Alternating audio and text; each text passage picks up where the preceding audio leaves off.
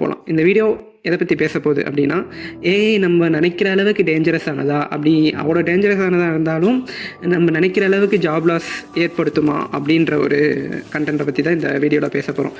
எப்பயுமே நம்ம ப்ரெசண்ட்டை பற்றியோ இல்லை ஃப்யூச்சரை பற்றியோ நினைக்கிறோன்னா, பாஸ்ட்டில் அந்த மாதிரி ஈவெண்ட் ஆல்ரெடி நடந்திருக்கா அப்படின்றத பார்த்தாவே நமக்கு ப்ரெசண்ட்டுக்கும் ஃப்யூச்சருக்கான ஆன்சர் கிடைச்சிரும். ஸோ நம்ம அந்த பாஸ்ட்டில் இந்த மாதிரியான ஈவெண்ட்ஸ் ஜாப் லாஸ் ஏற்படுத்தியிருக்கா அப்படின்றத ஃபஸ்ட்டு பார்ப்போம். 1970s to 1980s automation and manufacturing boom ஆச்சு. அந்த டைமில் பயங்கரமாக டெவலப் ஆச்சு.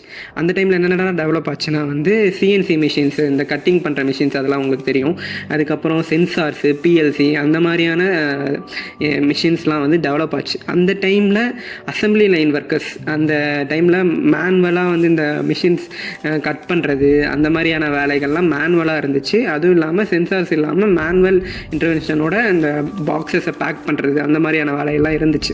அந்த டைமில் அசம்பிளி லைன் ஒர்க்கர்ஸு, அதுக்கப்புறம் மேனுவல் லேபர்ஸ்லாம் இந்த ஆட்டோமேஷன் அண்ட் மேனுஃபேக்சரிங் டெவலப்மெண்ட்டால் ஜாப் லாஸ் அவங்களுக்கு கிடச்சிச்சு. அதே டைமில் ஜாப் லாஸ் மட்டும்தான் இருந்துச்சா அப்படின்னு கேட்டிங்கன்னா இல்லை, ஜாப் க்ரியேஷனும் இருந்துச்சு. இந்த மாதிரி மிஷின் டெவலப் ஆகும்போது இந்த மிஷின் மெயின்டைன் பண்ணுறதுக்குன்னு ஒரு சில ரோல்ஸ் டெவலப் ஆச்சு. ப்ரோக்ராமிங், பிஎல்சி ப்ரோக்ராமிங்க்குன்னு ஒரு சில ரோல்ஸ் டெவலப் ஆச்சு. எலக்ட்ரானிக்ஸ் படித்தவங்களுக்கு சென்சார்ஸ் மூலமாக நிறைய வேலைவாய்ப்புகள் உருவாச்சு.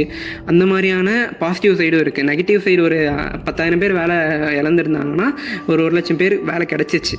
நெகட்டிவ் சைடு மட்டும் இல்லாமல் பாசிட்டிவ் சைடும் இருக்குது அது அந்த டைமில். அதுக்கப்புறம் மேஜர் ரெவல்யூஷன் பார்த்தீங்கன்னா இன்டர்நெட் ஏரான்னு சொல்லலாம். 1990s to இப்போ வரைக்குமே இன்டர்நெட் பூம் ஆனது தான். நீங்கள் அந்த ஏஐ ரெவல்யூஷன் ஆகுறதுக்கும், ரோபோட்டிக்ஸ் டெவலப் ஆனதுக்கும், அட்டானமஸ் மொபைல் வெஹிக்கல், அதுக்கப்புறம் அந்த அட்டானமஸ் வெஹிக்கல்லாம் டெவலப் ஆனதுக்கு இன்டர்நெட் தான் இன்டைரக்டாக பயங்கரமாக சப்ளை பண்ணியிருக்கு. அதை பற்றி நம்ம இன்னொரு வீடியோவில் பார்ப்போம். இந்த வீடியோவில் இன்டர்நெட் டெவலப் ஆகும்போது என்னென்னலாம் ஆச்சு அப்படின்றத பார்ப்போம்.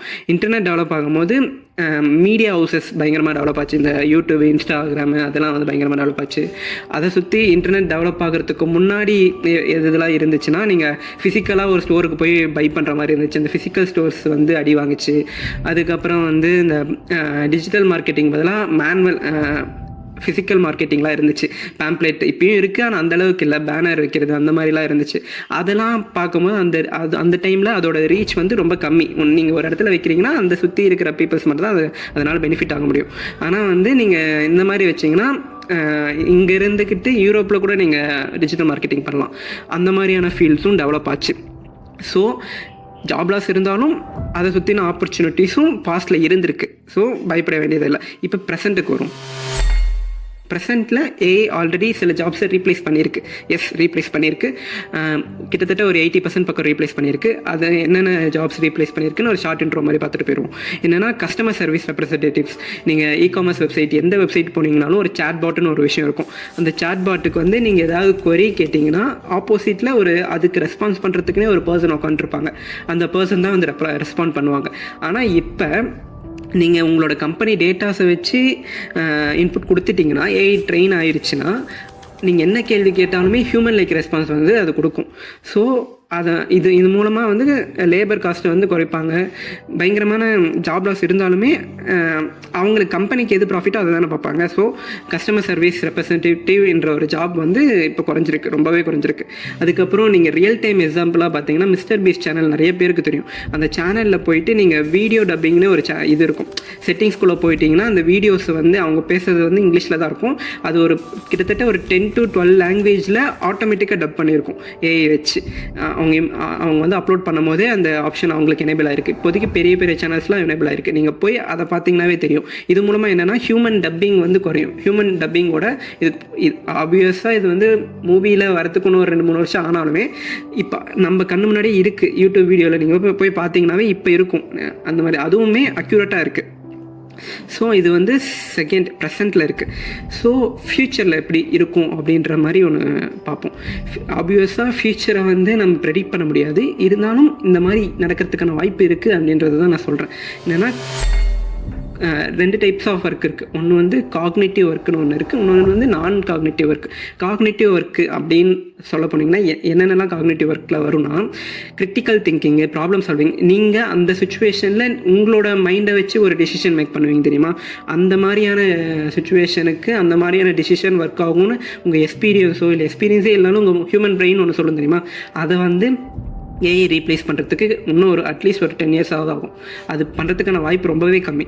ஸோ அந்த மாதிரியான காக்னேட்டிவ் ஒர்க்ஸை ரீப்ளேஸ் பண்ணாது. ஃபார் எக்ஸாம்பிள், நீங்கள் ஒரு கோடிங் பண்ணுறீங்க, இந்த டைமுக்கு இந்த மாதிரியான லாஜிக் தான் ஒர்க் ஆகும்னு உங்களுக்கு தெரியும். ஆனால் ஏஐ கிட்ட வந்து நீங்கள் தெரிஞ்ச இதை இன்புட் கொடுத்தீங்கன்னா அது சொல்லணும், ஆனால் அது க்ரியேட் பண்ணாது. ஸோ அந்த மாதிரியான ஒர்க்கை ரிப்ளேஸ் பண்ணுறதுக்கு வாய்ப்பு ரொம்பவே கம்மி. நான் காக்னிட்டிவ் ஒர்க், ரிப்பிட்டேட்டிவான டாஸ்க்ஸ். இப்போ நீங்கள் ஹோம் வந்து க்ளீன் பண்ணுறீங்கன்னா அது ரிப்பிட்டேட்டிவான டாஸ்க். ஒரு வாட்டி நீங்கள் ரோபோட்டை வச்சு அதை வந்து மேப் பண்ணிட்டீங்கன்னா ஹோமை, அது வந்து அது பண்ணும், அவ்வளோதான், க்ளீன் பண்ணும். அந்த மாதிரியான டாஸ்க்கை வந்து ரீப்ளேஸ் பண்ணுறதுக்கான வாய்ப்பு ரொம்பவே அதிகம். ஆல்ரெடி ரீப்ளேஸும் பண்ணிருச்சு. யூஎஸில் வந்து நான் வந்து ஹோம் கிளீனிங்னு ஒரு எக்ஸாம்பிள் சொன்னேன். நீங்கள் துணி மடிக்கிறதா இருந்தாலும் அந்த மாதிரியான ஒர்க்குலாம் வந்து யூஎஸில் வரப்போகுது. நெக்ஸ்ட் இயரோ இல்லை அதுக்கடுத்த இயரில் வந்து ரோபோட்ஸே வரப்போகுது. இதெல்லாம் தான் கைஸ் பாஸ்ட், ப்ரெசென்ட் அண்ட் ஃப்யூச்சரில் நடக்கிறது போகுது அப்படின்ற ஒரு கெஸ். ஆல்ரெடி நடந்தது தான், நடக்கிறதும் கூட தான். சரி, இப்போ நம்ம ஒரு விஷயம் நமக்கு தெரியல அப்படின்னும் போது தான் அது மேலான ஒரு பயம் வரும். ஏஐ பற்றி நமக்கு ரொம்ப தெரியல அப்படின்னும் போது தான் அது மேலான பயம் வரும். ஸோ இப்போ நம்ம ஏஐ பற்றி தெரிஞ்சுக்கிட்டோம்னா அந்த பயம் போயிடும். அதை வச்சு நம்ம எப்படி காசு சம்பாதிக்கலாம், அது எப்படி நமக்கு யூஸ் பண்ணிக்கலாம் அப்படின்ற ஒரு கிளாரிட்டி வரும். ஸோ ஏஐ வந்து எப்படி ஒர்க் ஆகுது அப்படின்றத பற்றி நம்ம வந்து அடுத்த வீடியோவில் பார்க்குவோம். அதுக்கு இந்த வீடியோவுக்கு மினிமம் ஒரு 500 லைக்ஸாவது வரும்னு நான் எதிர்பார்க்குறேன் கைஸ். லைக் பண்ணிவிட்டு சப்போர்ட் பண்ணுங்கள், சப்ஸ்கிரைபும் பண்ணுங்கள். நம்ம வந்து நெக்ஸ்ட் 6 months நம்ம வந்து 500,000 சப்ஸ்கிரைபர்ஸ் அடிக்கணும். நீங்கள் உங்களோட ஹெல்ப் மூலமாக மட்டும்தான் அது பாசிபிள். ஸோ சப்ஸ்கிரைப் பண்ணிட்டு சப்போர்ட் பண்ணுங்கள் கைஸ். தேங்க்ஸ். இந்த வீடியோ பிடிச்சிருக்குன்னு நினைக்கிறேன். தேங்க்ஸ் ஃபார் வாட்சிங்.